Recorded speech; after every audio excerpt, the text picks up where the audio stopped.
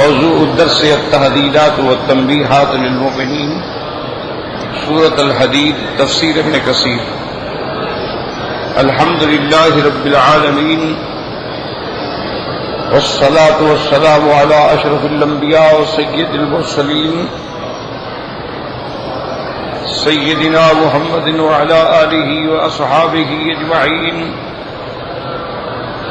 اللهم صل على سيدنا محمد وعلى آل سيدنا محمد كما صليت على إبراهيم وعلى آل إبراهيم في العالمين إنك حميد مجيد. أعوذ بالله من الشيطان الرجيم. بسم الله الرحمن الرحيم. ألم يأن للذين آمنوا أن تخشع قلوبهم لذكر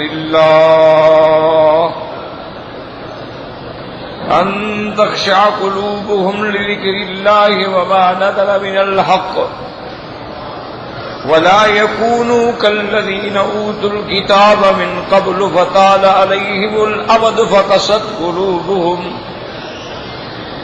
وكثير منهم فاسقون. اعلموا أن الله يحيي الأرض بعد موتها قد بينا لكم الآيات لعلكم تعقلون.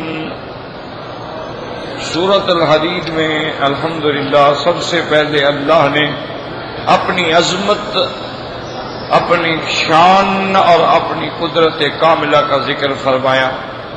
سبح للہ ما فی السماوات والارض، باقی بولتی ہیں اللہ کی جو چیزیں آسمانوں میں ہیں زمینوں میں ہیں. وہو العزیز الحکیم، وہ غالب ہیں حکمت والے ہیں. لہو ملک السماوات والارض، اسی ہی کے لیے ہے ملک آسمانوں اور زمینوں کے. یحیی و یمیت، وہ جلاتے ہیں وہ مارتے ہیں. وہو علی کل شیء قدیر، وہ ہر چیز پہ قدرت رکھتے ہیں. هو الاول والآخر، وہ سب سے پہلے جس سے پہلے کچھ نہیں. والآخر، جس کے بعد کوئی نہیں. والظاہر، ادلہ کے اعتبار سے ظاہر سب سے فوق. والباطن، اور اس کی ذات جو ہے وہ ہماری کنہ و ادراک اور عقل سے بھی ماورا. وہو بکل شیء علیم، اور وہ ہر چیز کا علم رکھتے ہیں. هو الذی خلق السماوات والارض فی ستۃ ایام، وہ ذات ہے جس نے آسمانوں اور زمینوں کو 6 دنوں کے اندر پیدا فرمایا. ثم استوى علی العرش، پھر عرش پہ استوا فرمایا. کما یلیق بشانہ، یعلم ما یلج فی الارض، وہ جانتے ہیں جو زمین میں داخل ہوتا ہے پانی کا قطرہ یا کوئی دانہ. وَيَغْمَا يَخْرُجُ مِنْهَا، اور جو زمین سے نکلتے ہیں کھیتیاں ہیں، درخت ہیں، اسمار و اشجار ہیں. وَمَا يَنزِلُ مِنَ السَّمَاءِ، اور جو آسمانوں سے اللہ تبارک و تعالیٰ کبھی بارشیں، کبھی بارش اور کبھی برد اور کبھی اولے برساتے ہیں یا ملائکہ اترتے ہیں وہ جانتے ہیں. وَمَا يَعْرُجُ فِيهَا، اور جو ان کی طرف جاتے ہیں جیسے ملائکہ، رات کے ملائکہ واپس جاتے ہیں اور دن کے ملائکہ آتے ہیں. یا جیسے اعمال ہیں مومنین کے، وہ بھی سب اللہ کی طرف جاتے ہیں. الیہ یصعد الکلم الطیب والعمل الصالح یرفعہ. اس کے بعد فرماتے ہیں وَهُوَ مَعَكُمْ أَيْنَمَا كُنتُمْ، وہ تمہارے ساتھ ہے چاہے تم جہاں ہو. اس معیت سے یاد رکھو معیت علمی مراد ہوتی ہے، یعنی اللہ کی کہ علم میں ہر چیز ہے. جب علم میں ہے تو گویا ساتھ ہے. واللہ بما تعملون بصیر، اور معکم کا معنی اگلی آیت میں موجود ہے کہ اللہ دیکھ رہے ہیں جو تم کرتے ہو، تمہارے ساتھ ہے دیکھ رہے ہیں، یعنی اس کی معیت علمی ہے. لہو ملک السماوات والارض، اسی ہی کی ملکیت میں ہے آسمان و زمین. وَإِلَى اللَّهِ تُرْجَعُ الْأُمُورُ، اور اسی کی طرف تمام معاملات نے لوٹنا ہے، اسی کی طرف سب نے رجوع کرنا ہے، اسی کی طرف سب کا مرجع ہے. اور پھر وہ حکم فرمائیں گے، عدل فرمائیں گے. یولج اللیل فی النہار، کبھی رات کو دن میں داخل کر کے دن کو بڑھا دیتے ہیں. وَيُولِجُ النَّهَارَ فِي اللَّيْلِ، کبھی دن کو رات میں داخل کر کے رات کو بڑھا دیتے ہیں. وَهُوَ عَلِيمٌ بِذَاتِ الصُّدُورِ، وہ دلوں کے بھید بھی جاننے والے. تو جیسے رات ہو گئی پھر دن آ گیا، جیسے دن آیا پھر رات آ گئی. جو خدا اس کے تکلف پہ قادر ہے وہ دنیا کو فدا کر کے عالم آخرت لانے پہ بھی قادر ہے کہ تمہاری آنکھوں کے سامنے ہر چیز موجود. آمنوا باللہ ورسولہ، جب یہ بات واضح ہو گئی اسی کا ملک ہے، وہی جلاتا ہے، وہی مارتا ہے، اسی نے پیدا کیا، تو نتیجہ کیا؟ ایمان لے آؤ. آمنوا باللہ ورسولہ، اگر ایمان لا چکے ہو تو اس پہ ثابت قدم ہو جاؤ. آمنوا باللہ ورسولہ، اللہ کے رسول پہ ایمان لاؤ. وانفقوا مما جعلکم مستخلفین فیہ، اور اللہ کے راستے میں خرچ کرو جس میں اللہ نے تم کو نائب بنایا ہے. یہ مال تمہارے تو نہیں، اللہ نے تمہیں دیے ہیں، اصل تو مالک اللہ ہے. والذین آمنوا منکم وانفقوا، جو لوگ تم میں سے ایمان لائے اور اللہ کے راستے میں خرچ کیا، لہم اجر کبیر، ان کے لیے بہت بڑا ثواب ہے، یعنی جنت. وما لکم، کیا بات ہے، لا تؤمنون باللہ والرسول یدعوکم، کیوں تم ایمان پہ نہیں جمتے جبکہ اللہ کا پیغمبر تم کو دعوت ایمان دے رہے ہیں، بلا رہے ہیں. لتؤمنوا بربکم، تاکہ تم اپنے رب پر ایمان لے آؤ. وقد اخذ میثاقکم، اور تم سے اس بات کا عہد بھی لے چکے ہیں. جب تم نے پیغمبر کے ہاتھ پہ ہاتھ رکھا، ایمان لائے، تو گویا عہد ہو گیا. ان کنتم مؤمنین، اگر تم واقعی مومن ہو تو پھر اطاعت کرو. هو الذی ينزل على عبده آیات بینات، اسی ہی کی ذات ہے جو اپنے بندے پہ اتارتے ہیں قرآن کی آیات کھلی ہوئی. اللہ تبارک و تعالیٰ کے قرآن کی ہر آیت جو ہے واضح ہے، جس میں کوئی ابہام نہیں. کیوں اتارتے ہیں؟ لِيُخْرِجَكُم مِّنَ الظُّلُمَاتِ إِلَى النُّورِ، تاکہ نکالیں تم کو ظلمات سے، اندھیروں سے. اندھیروں سے کیا مراد ہے؟ جہالت کے اندھیرے، شرک کے اندھیرے، بدعات کے اندھیرے، احداث و اہوا کے اندھیرے. اللہ تم کو قرآن کے ذریعے نکالتے ہیں. لِيُخْرِجَكُم مِّنَ الظُّلُمَاتِ إِلَى النُّورِ، نکالتے ایمان کی طرف ہے. وَإِنَّ اللَّهَ بِكُمْ لَرَءُوفٌ رَحِيمٌ، اور اللہ تمہارے ساتھ انتہائی مہربانی کرنے والے مہربان ہیں. کیوں؟ اگر مہربان نہ ہوتے تو پیغمبر نہ بھیجتے، اگر مہربان نہ ہوتے تو کتابیں نہ اتارتے، اگر مہربان نہ ہوتے تو تمہیں جنت جہنم کے رستے نہ بتلاتے. یہ بھی تو اس کی مہربانی ہے، اس نے بتلا دیا کہ یہ راستہ جنت کا ہے اور یہ راستہ جہنم کا ہے. وَمَا لَكُمْ أَلَّا تُنْفِقُوا فِي سَبِيلِ اللَّهِ، کیا ہو گیا تم کو، کیوں نہیں اللہ کے راستے میں خرچ کرتے ہو؟ حالانکہ جانتے ہو للہ میراث السماوات والارض، اللہ تبارک و تعالیٰ ہی کا ملک ہے جو آسمانوں اور زمینوں میں ہے. جب تم ختم ہو جاؤ گے تو کون باقی رہے گا؟ کل من علیہا فان ویبقى وجہ ربک ذو الجلال والاکرام، صرف اللہ کی ذات ہوگی. جب کچھ نہیں تھا پھر بھی اللہ کی ذات تھی. هو الاول والآخر والظاہر والباطن وهو بكل شيء علیم. وما لكم لا تنفقوا في سبيل الله ولله ميراث السماوات والارض.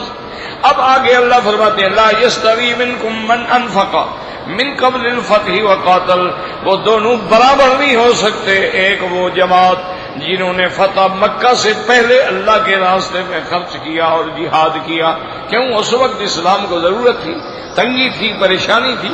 اس وقت کا تو 1 ریال لاکھ سے زیادہ تھا. اولئک اعظم درجۃ، ان کا بہت بڑا مقام ہوگا. من الذین انفقوا من بعد وقاتلوا، ان لوگوں سے جنہوں نے خرچ تو کیا، جہاد تو کیا، لیکن فتح مکہ کے بعد، فتح مکہ کے بعد تو پھر اسلام کی عظمت ہو گئی. اسی لیے حضرت اکرمہ ہمیشہ بڑا افسوس کرتے. حضرت اکرمہ رضی اللہ تعالی عنہ فرماتے ہیں کہ اللہ کی قدرت ہے کہ اسلام تو مدتوں سے میرے دل میں داخل ہو گیا. تو صحابہ نے پوچھا کہ کیسے داخل ہو گیا؟ انہوں نے کہا ایک دفعہ ہم سفر کر رہے تھے سمندر کا، کیونکہ عرب لوگ جو ہے نا یہ یمن جاتے تھے، اور تمام ان کی تجارت جو تھی وہ انڈیا سے صنعاء یمن، پھر یمن سے ادھر آتی تھی۔ اس وقت تجارت کا عمل جو ہے وہ اس طرح تھا، اور ہند جو ہے یہ بہت ہی قدیم ترین ملک ہے، بلکہ تاریخ تو ہمیں یہ بتاتی ہے کہ حضرت آدم علیہ السلام جب اترے ہیں تو اس وقت بھی ہند تھا۔ تاریخ تو یہ بھی بتاتی ہے کہ جب نوح علیہ السلام کا طوفان آیا ہے تو اس وقت بھی ہند تھا، اور طوفان وہاں تک بھی پہنچا، بلکہ بعض مورخین تو کہتے ہیں کہ جو قرآن میں ہے نا جبل الجودی کا ذکر ہے، وہ کہتے ہیں یہ ہمالیہ۔ بہرحال یہ تو بات غلط ہے، لیکن ہند تھا۔ حضور صلی اللہ علیہ وسلم کے زمانے میں بھی ہندوستان سے اود اور تلواریں بن کے آتی تھیں۔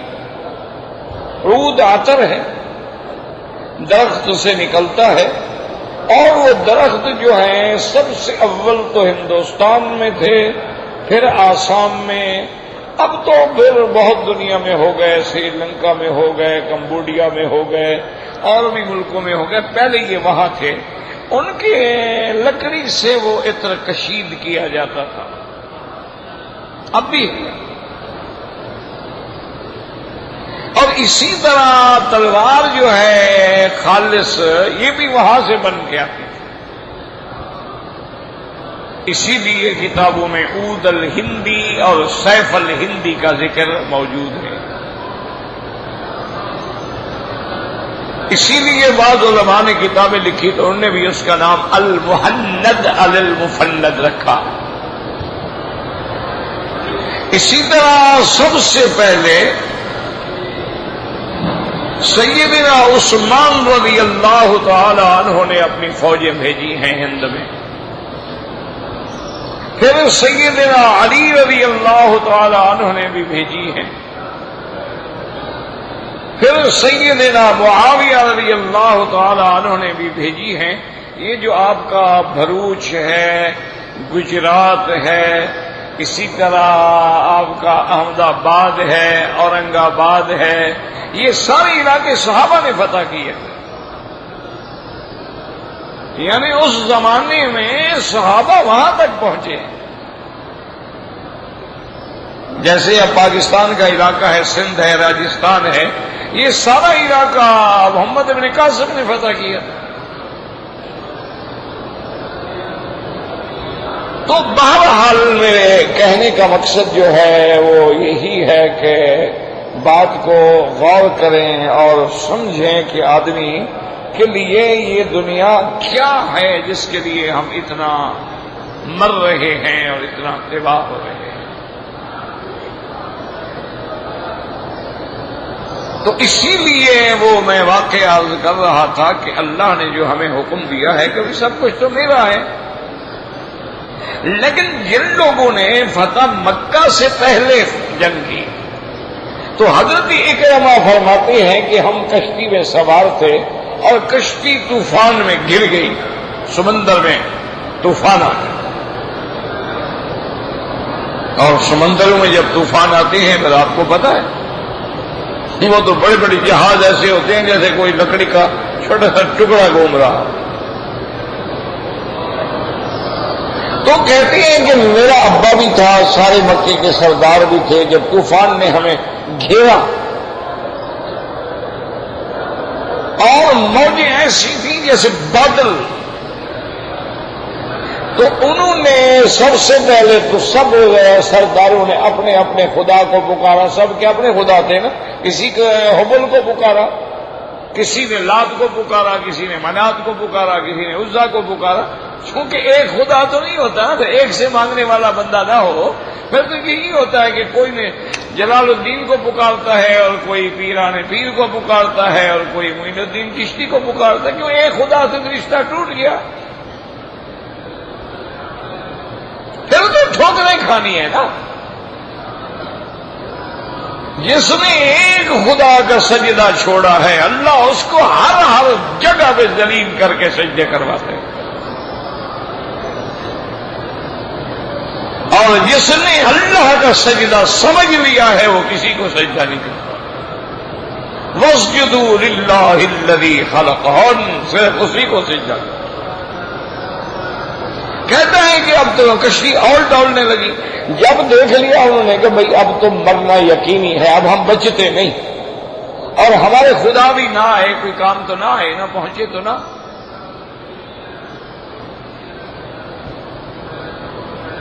تو حضرت اکرمہ فرماتی ہیں کہ پھر سب نے کہا بھی ایسا کرو، اب اپنے خداؤں کو چھوڑو، معلوم ہوتا ہے جھوٹے جھوٹے ہیں، محمد کے خدا کو پکارو۔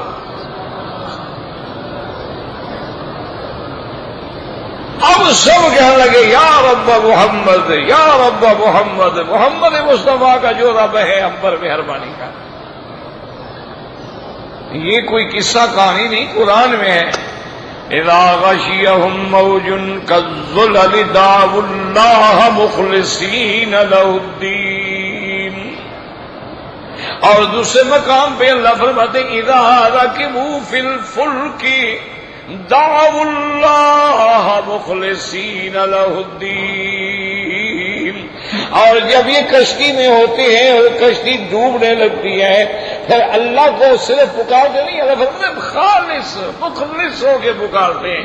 اب سب شریک بھاگ گئے، یا اللہ تو نجات عطا فرما۔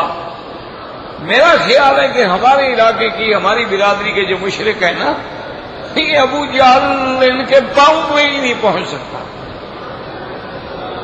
دیکھو ابو جہل ڈوبنے لگا، ایمان سے کہو خدا کے کعبے میں بیٹھے ہو، مولوی مکی مدنی کی تقریر کو چھوڑو، آپ خدا کے کعبے میں خدا کو جواب نہیں دو گے، قبر میں نہیں جاؤ گے۔ قرآن کیا کہتا ہے کہ جب کافر ڈوبنے لگے کس کو پکارا؟ ہاں جی، اور ہمارے مسلمان کس کو پکارتے ہیں؟ بگرداد بلا افتاد کشتی، مدد کن یا معین الدین چشتی۔ ہمارے کہتے ہیں میری کشتی جناب ہمارے میں آ گئی ہے، خواجہ معین الدین مہربانی کر، پیر فضل حق بیڑا دھک۔ ایمان سے کہیں پھر ابو جہل بڑا مشرک ہے، یہ بڑے مشرک، اور یار کیوں آگے تنگ کرتے ہو کام کا؟ آتے بعد میں ہو، بیٹھتے آگے ہو کیوں؟ لا حول ولا قوت الا باللہ العلی العظیم۔ جو پہلے بیٹھے ہیں وہ بیچارے کیا انہوں نے کوئی چوری کی ہے؟ تم سے بڑے ہیں، عمر میں بڑے ہیں، بزرگ ہیں، داڑھی والے ہیں۔ اب خود فیصلہ کر لیں کہ وہ کس کو پکارتے تھے اور ہم مشکل میں کس کو پکارتے ہیں۔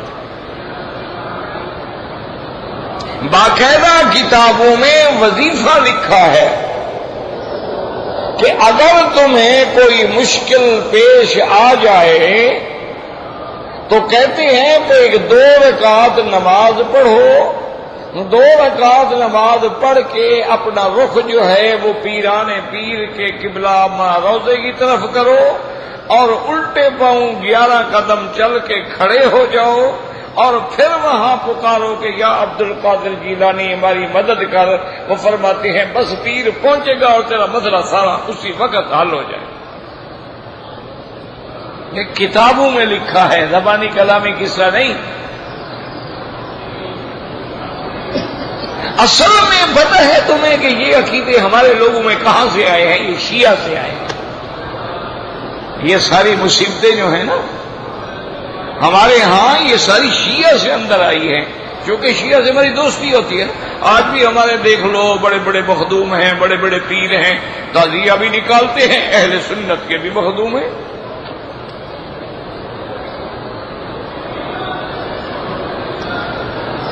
اور ماشاءاللہ مجلس حسین میں بھی شریک ہوتے ہیں، اور یوم ابو بکر مناؤ تو سٹیج پہ بیٹھے ہوتے ہیں۔ یہ تو منافق لوگ ہیں نا، ان کا کوئی ایمان تھوڑا ہے۔ منافق کا معنی یہی ہوتا ہے نا، ظاہر میں کچھ ہو اور باطن میں کچھ۔ یہ ساری بلا ہماری طرف آئی ہے شیعہ سے، کیونکہ شیعہ کا یہ عقیدہ ہے کہ لی خمسۃ اطفی بہا حر الوباء الحاتمہ المصطفیٰ والمرتضی ابناہما والفاطمہ. وہ کہتے ہیں ہمارے ہر دکھ میں چھڑانے والے ہمارے پاس یہ پنچن پاک ہیں. حضرت مصطفیٰ ہیں، مرتضی ہیں، ان کے بیٹے ہیں، اور اس کے بعد بی بی فاطمہ ہیں. یہی ہمیں بچاتے ہیں. یہ ان کا عقیدہ ہے. اسی طرح ان کا ایک مشہور عمل ہے جس کو وہ ناد علی کہتے ہیں. حضرت علی کو پکارتے ہیں. یہ ساری بلائیں ہمارے پاس اسی طرح سے آئی ہیں. یہ ان کا عقیدہ تھا کہ ہمارے 12 امام جو ہیں، ائمہ معصومین جو ہیں، یحلون ما یشاؤون ویحرمون ما یشاؤون ویعلمون الغیب. اور وہ کہتے ہیں ہمارے 12 امام جو ہیں جس چیز کو چاہیں حلال کریں، جس چیز کو چاہیں حرام کریں، اور تمام غیب کا علم جو ہے ان کو حاصل ہے، اللہ نے ان کو دے دیا ہے. یہ سارے عقیدے ان کے تھے جو ہمارے لیے عذاب بنے. ہماری ان سے دوستیاں تھیں. ہم ان کی مجلسوں میں بھی شریک ہوتے ہیں، تقریریں بھی سنتے ہیں، مرثیے بھی سنتے ہیں. پھر اگر ماحول جو ہے رونے کا بنا دیا جائے تو وہاں سنی بھی بیٹھا رو رہا ہوتا ہے. کیوں؟ سنی تو ماشاءاللہ بڑا شریف آدمی ہے نا. یزید کی تعریف کرو حاضر ہے، اور حسین کی شہادت بیان کرو حاضر ہے. یہ تو ماشاءاللہ بڑا سخی ہوتا ہے نا سنی. اور پھر آدمی سن ہو جائے تو اس کو تو کچھ سوئی لگتی نہیں نا. سن ہو گئے نا. سنی اہل سنت سے نہیں رہا، اب رہا ہے سن ہو جانے سے. تو اب حضرت اکرمہ فرماتے ہیں کہ اب سب کہنے لگے یا رب محمد، یا رب محمد، یا اللہ ہمیں نجات دے.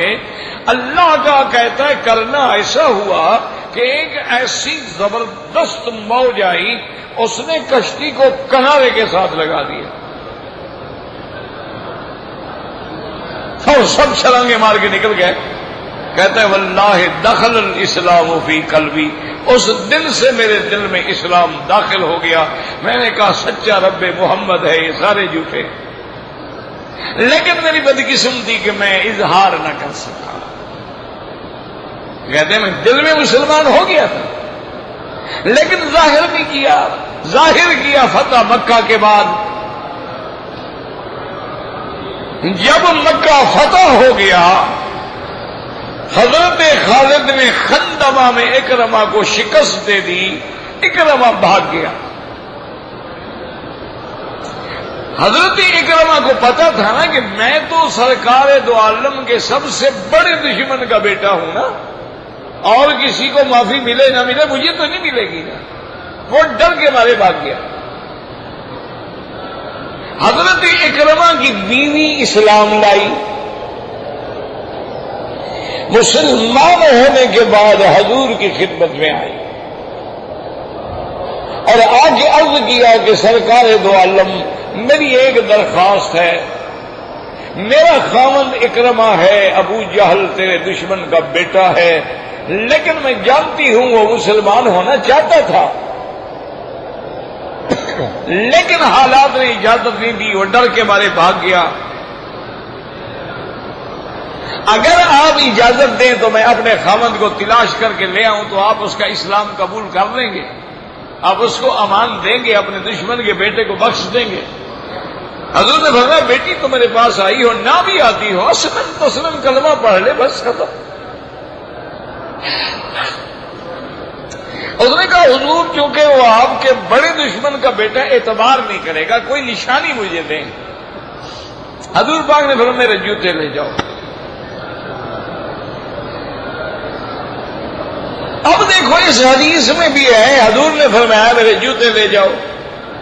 حضرت ابی ہریرہ کو جب حضور نے حدیث سنائی کہ من قال لا الہ الا اللہ دخل الجنہ، کہ جو کلمہ پڑھ کے مرے گا انشاءاللہ جنت میں جائے گا، تو حضرت ابی ہریرہ نے کہا یا رسول بہت بڑی خوشخبری ہے، میں جا کے لوگوں کو بتا دوں. آپ نے فرمایا بتا دوں. کہ یا رسول اللہ مجھے ماریں گے، آپ مجھے نشانی دیں. حضور نے فرمایا اچھا میرے جوتے لے جاؤ.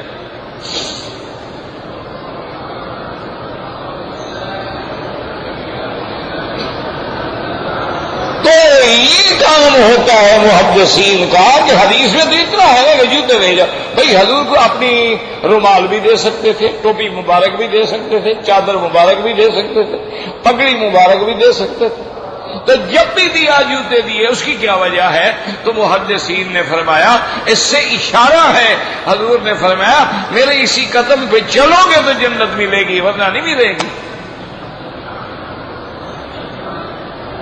ایمان نام اسی کا ہے کہ میرے قدموں پہ چلو, میرے حکم پہ چلو, میری اتباع کرو. تو اس لیے اللہ فرماتے ہیں کہ جن لوگوں نے پہلے خرچ کیا ان کا مقابلہ نہیں ہو سکتا. ہاں یہ میری مہربانی ہے کہ کلن وعد اللہ الحسنی, میں نے سب کو جنت کا وعدہ فرما دیا ہے. واللہ بما تعملون خبیر, اللہ جو کچھ تم عمل کرتے ہو جانتے ہیں. من ذا الذی یقرض اللہ قرضا حسنا, یہ اس کی شان ہے, مال بھی اس کا ہے, اور پھر ہم سے کہتا ہے کون ہے جو مجھے قرضہ دے, اور قرض بھی بہتر. حسنن کا کیا معنی؟ حلال پیسے سے قرضہ دے. حسنن کا کیا معنی کہ اللہ کے راستے میں خرچ کرے تو دل میں میل کوئی نہ ہو. حسنن کا کیا معنی؟ اللہ کے راستے میں خرچ کرے تو پھر لوگوں پہ احسان نہ جتلائے.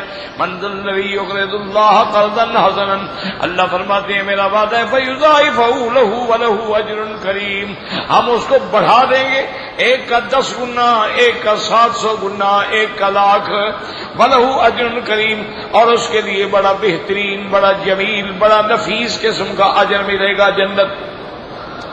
اللہ فرماتے ہیں قیامت کا جب دن ہوگا, یوم تری المؤمنین والمؤمنات یسعی نورہم بین ایدیہم وبایمانہم, میرے محبوب آپ دیکھیں گے مومن مرد اور مومن عورتیں جن قیامت والے دن چل رہے ہوں گے, نور ان کے آگے ہوگا, دائیں ہوگا. بشراکم الیوم, آج تمہارے لیے خوشخبری ہے. جنات تجری من تحتها الانہار خالدین فیہا, تمہارے لیے ایسے باغ ہیں جن کے نیچے نہریں بہتی ہیں, تم ہمیشہ اسی میں رہو گے. اور یہ جنت کا مل جانا جو ہے ذالک هو الفوز العظیم, یہی ہی بہت بڑی کامیابی ہے. یوم یقول المنافقون والمنافقات, منافق مرد اور منافق عورتیں مومنوں سے کہیں گے انظرونا, ہماری طرف دیکھو تاکہ ہم بھی تمہارے نور سے فائدہ حاصل کر سکیں, یا ٹھہر جاؤ مہلت دو ہم پہنچ کے کچھ نور لے لیں. تو مومن جواب دیں گے کہ لرجعوا وراکم, واپس لوٹ جاؤ جہاں نور تقسیم ہوا ہے, جہاں سے ہمیں نور ملا ہے تم بھی وہاں جا کے حاصل کرو. فالتمسوا نورا وضرب بینہم بسور لہ باب, وہ واپس جائیں گے, اللہ حکم دیں گے کہ دیوار درمیان میں قائم کر دو, حجاب قائم ہو جائے گا, صرف دروازہ ہوگا جس سے مومن اندر چلے جائیں گے. باطنہ فیہ الرحمہ, جو دروازے کے اندر جنت اور رحمت ہوگی. وظاہر من قبل العذاب, اور باہر کی طرف جو ہے عذاب ہوگا. ینادونہم الم نکن معکم, اب وہ پکاریں گے اے ایمان والو ہم بھی تو تمہارے ساتھ تھے, دنیا میں نمازیں پڑھتے تھے, روزے رکھتے تھے, مسجدوں میں آتے تھے, مہربانی کرو ہمیں اپنے ساتھ لے لو. مومن فرمائیں گے قالوا بلا, بالکل تم ہمارے ساتھ تھے. ولکنکم فتنتم انفسکم, تم نے اپنے نفسوں کو گناہوں میں ڈالا, کفر میں ڈالا. وتربصتم, تم انتظار کرتے رہے کہ کب موت آئے پیغمبر پہ. وارتبتم, تم نے دین میں شک کیا, تم نے نبوت میں شک کیا, تم نے قیامت میں شک کیا. اصل وجہ کیا ہے؟ غرتکم الامانی, تمہیں تمہاری امیدوں نے دھوکے میں ڈال دیا. حتی جاء امر اللہ, اللہ کا حکم آ گیا. وغرکم باللہ الغرور, اور اللہ کی رحمت کا بہانہ دے کے تمہیں شیطان نے دھوکے میں ڈالا. فَالْيَوْمَ لَا يُؤْخَذْ مِنْكُمْ فِدْيَةٌ وَلَا مِنَ الَّذِينَ كَفَرُوا, آج ایسا دن ہے کہ تم سے یا کافروں سے کوئی فدیہ قبول نہیں ہوگا. مَأْوَاكُمُ النَّارُ, تمہارا ٹھکانہ جہنم ہے. هِيَ مَوْلَاكُمْ وَبِئْسَ الْمَصِيرُ, اور یہی تمہارے لیے لائق ہے اور کتنا ہی برا ٹھکانہ ہے. اب آج کے سبق میں جو ہم نے آیتیں پڑھی ہیں, اللہ فرماتے ہیں الم یعن للذین آمنوا ان تخشع قلوبهم لذکر اللہ وما نزل من الحق. اللہ فرماتے ہیں کہ ابھی بھی وقت نہیں آیا ایمان والوں کے لیے کہ ان کے دل اللہ کی طرف مائل ہو کے جھک جائیں. ابھی بھی کوئی دیر ہے، ابھی بھی کوئی انتظار کر رہے ہو؟ الم یعنی للذین آمنوا ان تخشع قلوبهم لذکر اللہ وما نزل من الحق، جو اللہ نے اتارا ہے اس آیت مبارک کے بارے میں ہے کہ ایک آدمی، اللہ معاف کرے، اللہ معاف کرے، کسی غلط نیت سے کسی عورت کے ساتھ اس نے پروگرام بنایا تھا کہ میں آج رات تمہیں ملوں گا، تو نے کہا ہاں فلاں دیوار کے پیچھے کھڑے ہو جانا، جب میرے گھر والے سو جائیں گے تو میں دیوار کے باہر پتھر پھینکوں گی، یہ علامت ہوگی کہ بھئی اب سب سو گئے ہیں تو تم اندر آ جانا۔ تو وہ دیوار کے ساتھ چھپ کے کھڑے تھے اور دیوار کے ساتھ ایک چھوٹی سی مسجد تھی۔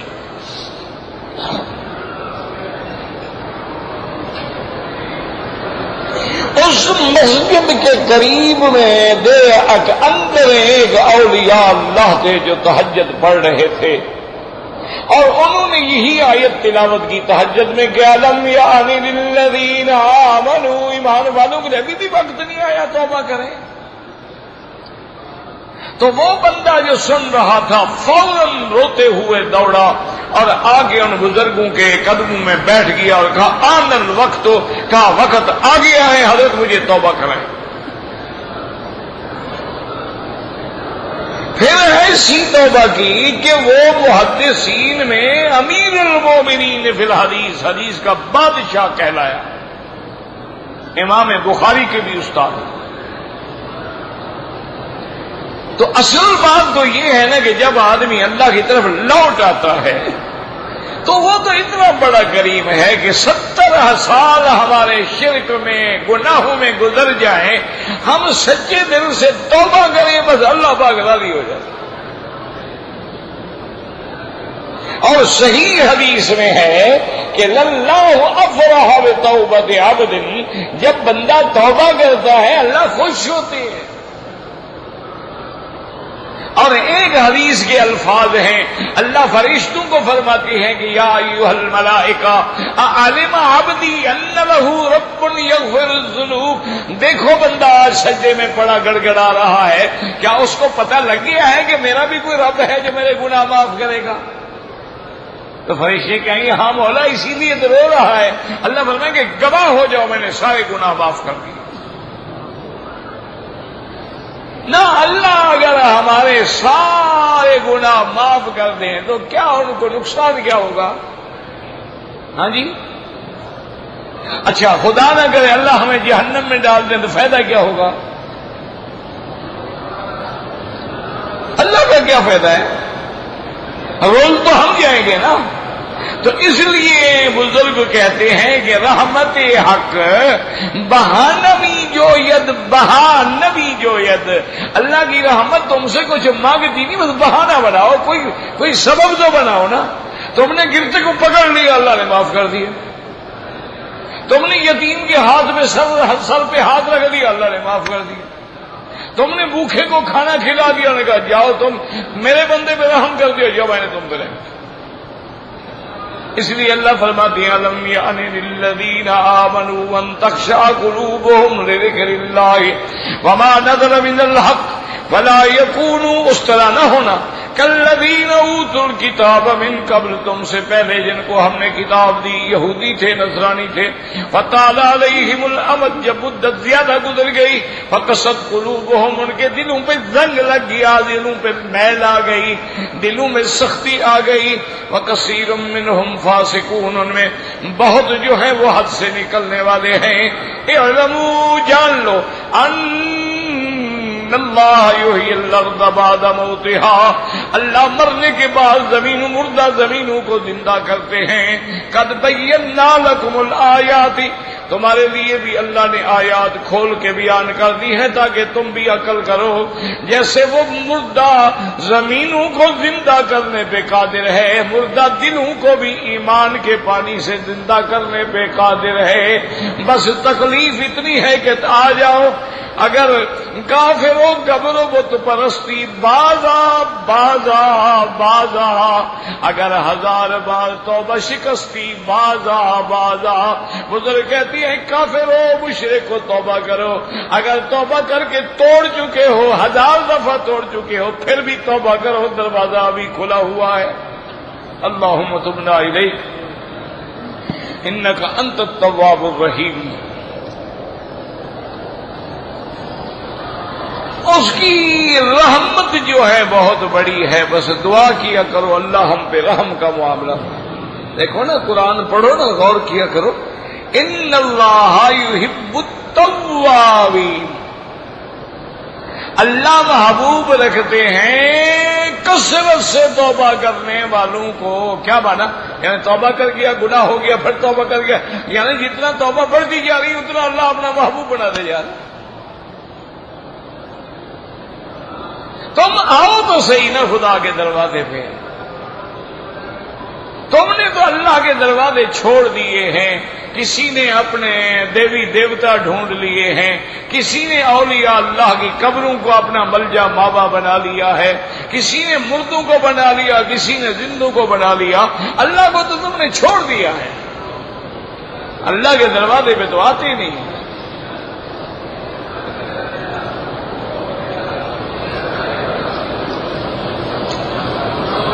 کہتے جی کہ حضرت موسیٰ علیہ السلام کی والدہ کا نام کیا تھا؟ اللہ عالم، میں تو نہیں جانتا۔ اور مجھے ایک بات کا تعجب بھی ہوتا ہے کہ موسیٰ علیہ السلام کی ماں کا نام معلوم کرنا کوئی ہمارے ایمان کا حصہ ہے؟ اور اگر ضروری ہوتا تو اللہ قرآن میں نہ بتا دیتے۔ اللہ فرماتے ہیں وَأَوْحَيْنَا إِلَىٰ أُمِّ مُوسَىٰ، اللہ نے تو نام نہیں لیا تو ہم نام کہاں سے لے لیں؟ وہ تو جاہل مولوی ہیں جو اسرائیلی روایات کا حوالہ دے دیتے ہیں، وہ تو روایات یہودیوں کی ہیں، ان کا تو اعتبار ہی کوئی نہیں۔ اللہ نے قرآن میں نام نہیں دیا۔ فَأَوْحَيْنَا إِلَىٰ أُمِّ مُوسَىٰ إِذْ قَالَتْ لِأُخْتِهِ قُصِّيهِ فَبَصُرَتْ بِهِ عَن جُنُبٍ، جب ماں نے حضرت موسیٰ علیہ السلام کی بہن سے کہا کہ جا کے بیٹی پتہ تو کرو کہ موسیٰ علیہ السلام کی صندوق کہاں سے پہنچی، انہوں نے بھی نام نہیں دیا۔ تو جس چیز کا نام قرآن نہ لے، صحیح حدیث محمد مصطفیٰ نہ لے، تو پھر اسرائیلی روایات کی ٹھوکریں کھانے کی کیا ضرورت ہے؟ مجھے بتائیں۔ جیسے اصحاب کہف کے نام ہیں قرآن میں، انہوں نے ڈھونڈ لیے۔ یوسف علیہ السلام کے بھائیوں کے نام ہے، کوئی قرآن تو کہتے اخوت یوسف، یوسف کے بھائی، قرآن نے تو کسی کا نام نہیں لیا۔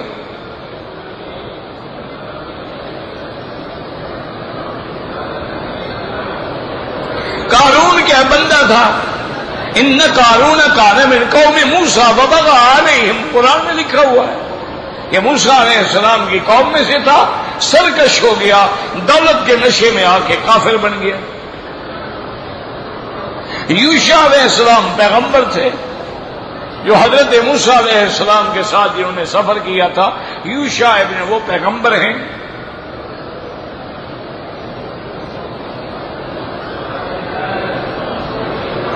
ہم لوگ مدینہ منورہ کے قریب وادی فرح میں رہتے ہیں، جتنے میں کسی کام کے لیے آئے تھے، نیت تھی عمرہ بھی کریں گے، پھر ہم احرام جو ہے مسجد عائشہ سے باندھا۔ میرا بھائی بات یہ ہے کہ آپ کو احرام وہیں سے باندھنا چاہیے تھا جہاں سے آپ آ رہے تھے، کیونکہ راستے میں میقات ہے جوفا، آپ میقات کراس کر گئے۔ اب آپ نے عمرہ چاہے جتنے سے کریں، چاہے مسجد عائشہ سے، دم تو پڑ گئی کہ آپ نے تجاوز المیقات کیا احرام کے بغیر۔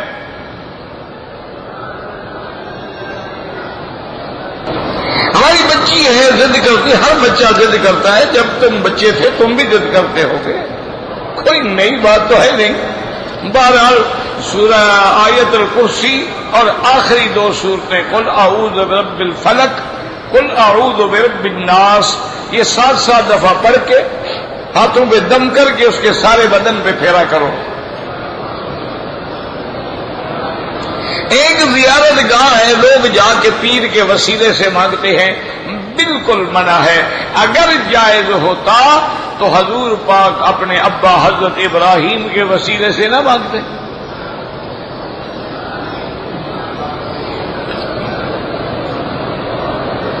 اگر ہم نے حج کی موسم میں جو رات مینا میں آنی تھی، بیماری کی وجہ سے ہم وہاں نہ رہ سکے، کوئی بات نہیں۔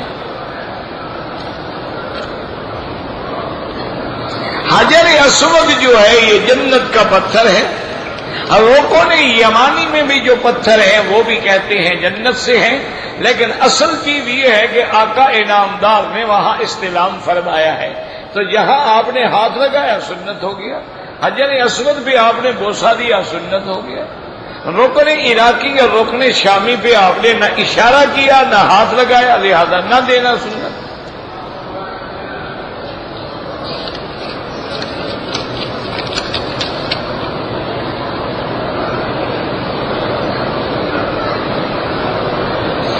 بالکل جی، عمرے کا یا کوئی بھی دم پڑے، مکہ مکرمہ کے اندر منڈیاں ہیں، وہاں سے بکری بکرا دمبی دمبا یعنی جو اللہ توفیق دے لے کے ذبح کر کے غریبوں کو تقسیم کر دو۔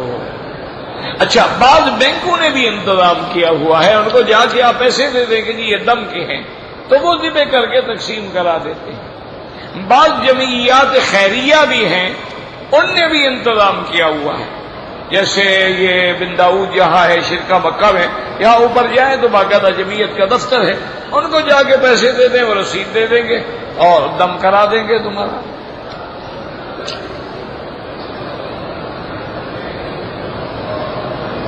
مسجد قباء میں 2 رکعت پڑھنے کا ثواب عمرے کے برابر ملتا ہے، بالکل ملتا ہے۔ حدیث ہے حضور کی کہ جو بندہ مدینے پاک سے مسجد قباء جائے اور وہاں جا کے 2 رکعت پڑھے، اللہ اس کو عمرہ مقبولہ، یعنی عمرہ بھی وہ جو قبول ہو گیا۔ ہم جو عمرے کر رہے ہیں اس کا تو ہمیں پتہ ہی نہیں نا قبول ہوا کہ نہیں ہوا، وہ تو حضور پاک فرما رہے ہیں، یعنی ایک مقبول عمرے کا ثواب ملے گا۔ اچھا، اور دوسرا تمہیں آسان راستہ بتا دوں، صحیح حدیث ہے کہ جو بندہ فجر کی نماز پڑھ کے مسجد میں بیٹھ جائے، سورج نکلنے کے بعد جب سورج اوپر آ جائے، یہ گھڑیوں میں لکھا ہے نا شروع کی، یہ سورج نکلنے کا ٹائم ہے، یعنی اس سے 20 منٹ بعد 2 رکعت پڑھ لیں یا 4 رکعت پڑھ لیں تو حدیث میں آتے اس کو بھی اللہ عمرے کا ثواب عطا فرماتے ہیں۔ اچھا، اپنی مسجد میں بیٹھ جاؤ تب بھی عمرے کا ثواب ملے گا، اپنے اپنے ملک میں بھی اگر مسجد میں بیٹھ جاؤ اور اشراق پڑھ کے نکلو تب بھی عمرے کا ثواب عطا ہوگا۔ باقی کسی دوسرے کی طرف سے آپ جا کے قباء میں پڑھیں اس کو عمرہ ملے، یہ نہیں ہوتا ہے۔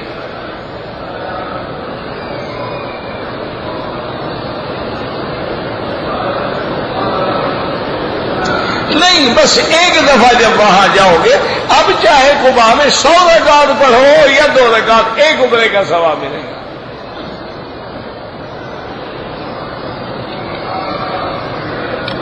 زندہ کے لیے، والدین کے لیے کوئی عمرہ نہیں، آپ اپنے لیے عمرہ کرو، ان کے لیے دعا کرو۔ بعض فقہا کہتے ہیں کہ جھگڑے سے بچنے کا حل یہ ہے کہ طواف تو اپنے لیے کرو، جب طواف کر لو تو کہو اللہ اگر تیری دربار میں قبول ہے تو اس کا ثواب فلاں کو عطا فرما۔ وہ کہتے ہیں جیسے کوئی مزدور مزدوری کرتا ہے، وہ کہتے ہیں یہ فلاں بندہ آئے گا میری مزدوری اس کو دے دینا، تو لہذا ہم نے طواف تو اپنے لیے کیا ہے نا، اگر اللہ ہمیں اجر دیں تو اس کا ثواب آپ دے سکتے ہیں۔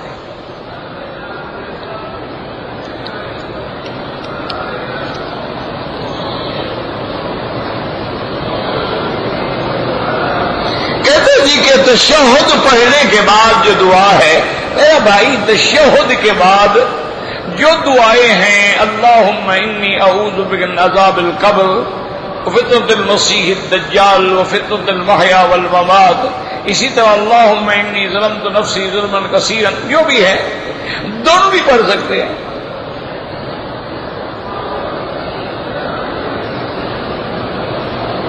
کہتے کہتے تھے کہ مسجد الحرام میں عورتیں امام کے پیچھے جنازہ پڑھ سکتی ہیں، جب فرض پڑھ سکتی ہیں تو فرض کفایہ کیوں نہیں پڑھ سکتی؟ تو اگر فرض نماز ہی نہیں ہوتی تو پھر جنازہ بھی نہیں ہوگا، اور اگر فرض ہو جاتا ہے تو جنازہ بھی ہو جائے گا۔ وہ تو مسئلہ یہ ہے کہ عورت کو جنازے کے لیے گھر سے نہیں آنا چاہیے، اور اگر کبھی آئے تو پھر امام کو بھی اپنی نیت میں ان کو شریک کرنا چاہیے۔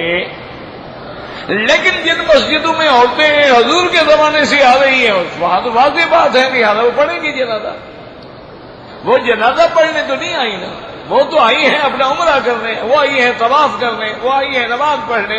اب جنازہ بھی کھڑا ہو گیا تو لہذا پڑھیں گی۔ کہتے جی آپ کرسی پہ کیوں نہیں بیٹھتے؟ یار کرسی پہ ڈر لگتا ہے، کرسی کوئی وفادار چیز ہے بنا؟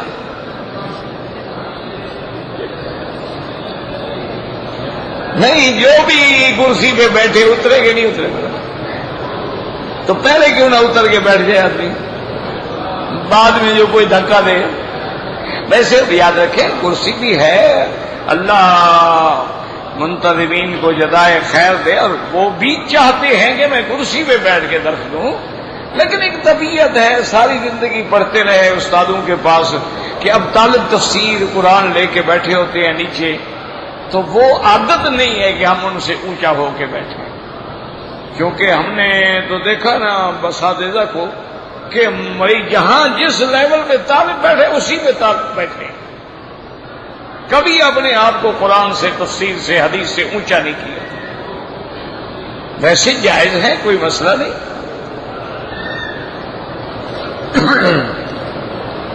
زمزم کا پانی کھانا پکائیں، جو مرضی آئے کریں، والدین آ نہیں سکتے ان کے لیے عمرہ بالکل کریں۔ میری بیوی بیمار ہے، اللہ سب بیماروں کو شفا دے۔ فجر کی نماز میں امام صاحب نے سورت ایسی تلاوت فرمائی جس میں سجدہ تلاوت تھا، تو بعض لوگ سجدے میں نہیں گئے، انہوں نے سمجھا رکوع ہے وہ رکوع میں چلے گئے۔ اگر رکوع میں بھی چلے گئے نماز ہو گئی، لیکن جو لوگ کھڑے رہے، نہ رکوع میں گئے نہ سجدے میں گئے، ان کی نماز نہیں ہوئی، وہ دوبارہ پڑھیں۔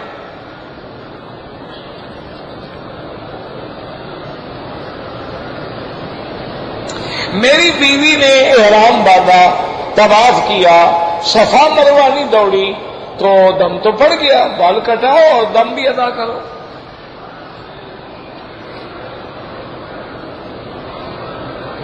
عمرے کے لیے آئے ہیں، رات کو سو گئے، منہ پہ کپڑا پڑا رہا، اللہ کی مرضی، جب سو گئے تو پھر ہم کوئی ذمہ دار ہیں؟ نیند کا تو کوئی ذمہ دار نہیں۔ اگر طواف وداع کے بعد ہمیں ٹائم مل جائے حرم میں نماز پڑھنے کا، بالکل پڑھیں، تو اللہ نے نکال تو نہیں دیا ہے، پھر طواف کریں، پھر نمازیں پڑھیں، پھر آخری طواف خود بخود وداع بن جائے گا۔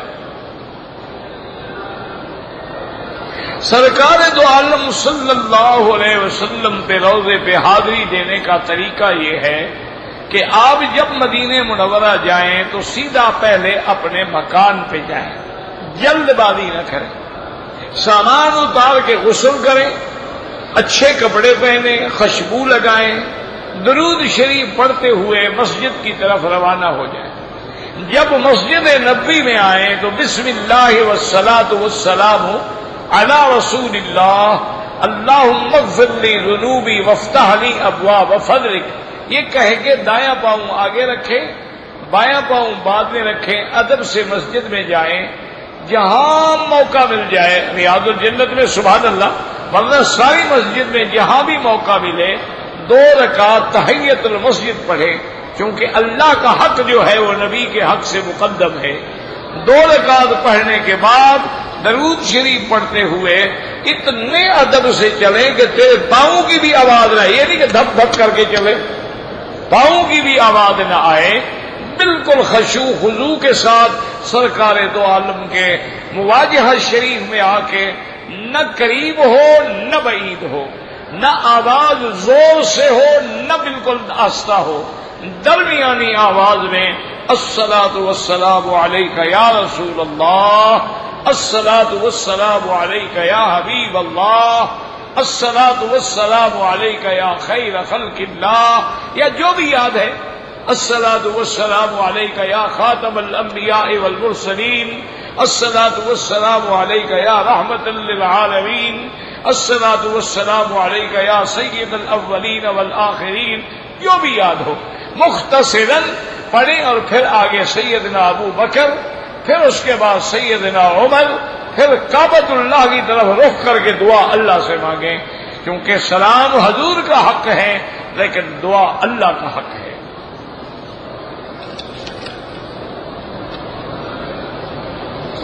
میں نے 8 ذی الحجہ کو حج کا احرام باندھا اور مینا چلا گیا، طواف نہیں کیا، کوئی دم نہیں۔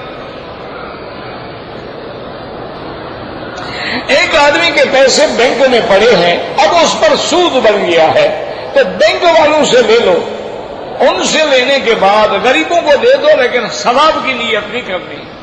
غریبوں کو مسکینوں کو دے دیں لیکن نیت ثواب نہ کریں، کیونکہ ثواب حلال پہ ہوتا ہے، حرام پہ نہیں ہوتا۔ وہ تو پیسہ حرام ہے، لیکن اگر آپ نہیں لیں گے، وہ تو مگرمچھ ہیں، پہلے بھی حرام کھا رہے ہیں، تمہارا بھی کھا جائیں گے، ان سے تو نکال لو نا۔ اور آئندہ کبھی اپنا پیسہ جو ہے وہ سیونگ میں نہ رکھو جس میں سود ملتا ہو۔ مجھے گیس کی بیماری ہے، ہر وضو نماز کے لیے ایک دیا کریں، مثلا مغرب کو تم نے وضو کیا ہے، وہی عشاء تک کافی ہے، طواف کرو، نفل پڑھو، چاہے ہوا نکل جائے، پھر عشاء کے لیے نیا وضو کرو، کیونکہ تم مجبور ہو۔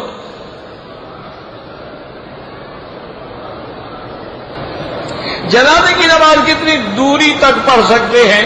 یہ تھوڑا ہے کہ اگر صفیں نظر آ رہی ہیں تو چاہے مصرے تک چلی جائے، بات یہ ہے اگلی صف تمہیں نظر آ رہی ہے کہ نہیں آ رہی ہے۔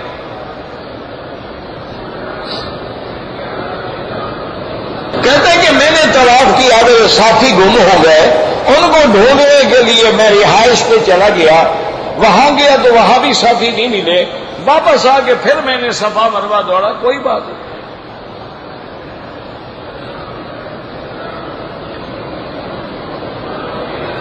سجدہ سہو نہیں کیا تو پھر دوبارہ نماز پڑھو۔ اگر کسی نے نماز میں رکعت ہی نہیں پڑھی دوبارہ نماز پڑھو، یا تو یاد آ جائے سجدہ کر لو، نہیں کیا دوبارہ پڑھو۔ سجدہ صحف، پتہ نہیں صحف نہیں صحب، جیسے باقی سجدہ ہے اور کیسے کیا جاتا ہے۔ نماز سلام پھیر کے بھی سجدہ کرنا جائز ہے، پہلے بھی کر کے بعد میں سلام پھیرنا جائز ہے۔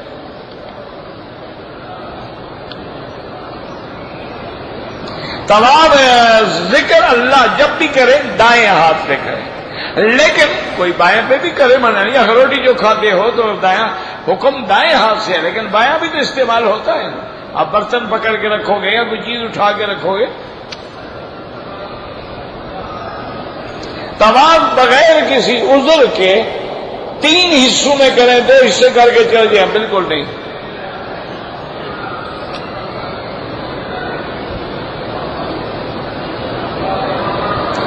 کہتے ہیں جی کہ میں دعائیں جو ہیں والدین کے لیے بھی اور تمام انبیاء کے لیے بھی، تمام مخلوق کے، بالکل ٹھیک ہے۔ اللہم اغفر لجمیع المسلمین والمسلمات والمؤمنین والمؤمنات، اس میں سب آ گئے نا۔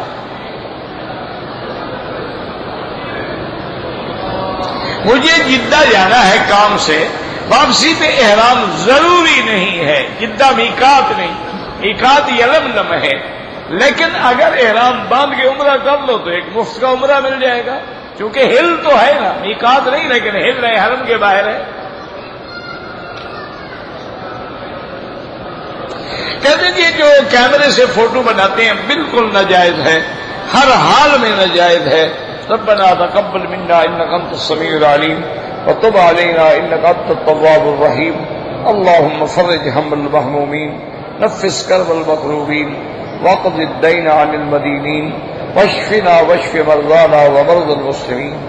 یا اللہ بیماروں کو شفا عطا فرما، یا اللہ بیماروں کو شفا عطا فرما، یا اللہ اس عاجز کی بیماریاں پریشانیاں اپنی رحمت سے دور فرما. یا اللہ بے حیاؤں کو حیا عطا فرما. یا اللہ بے اولادوں کو اولاد عطا فرما. جن کی اولادیں ہیں ان کو صالح بنا. یا اللہ جن کے گھروں میں بچیاں ہیں ان کے رشتے آسان فرما. یا اللہ ہم مانگنا بھی نہیں جاتے بغیر مانگے عطا فرما. یا اللہ جو لوگ تیرے دین کی خدمت کر رہے ہیں سب کی حفاظت فرما. یا اللہ بلاد اسلامیہ کی حفاظت فرما. یا اللہ اس بلد الامین کو قیامت تک ہر فتنے سے محفوظ فرما. یا اللہ پاکستان پہ بھی رحم فرما. یا اللہ پاکستان پہ رحم فرما. یا ارحم الراحمین اپنے عذاب رفع فرما.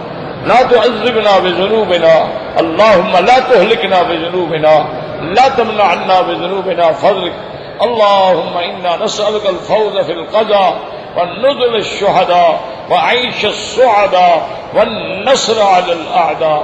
ربنا آتنا في الدنيا حسنة وفي الآخرة حسنة فقنا عذاب النار. وصلى الله تعالى على خير خلقه سيدنا محمد وعلى آله وصحبه أجمعين.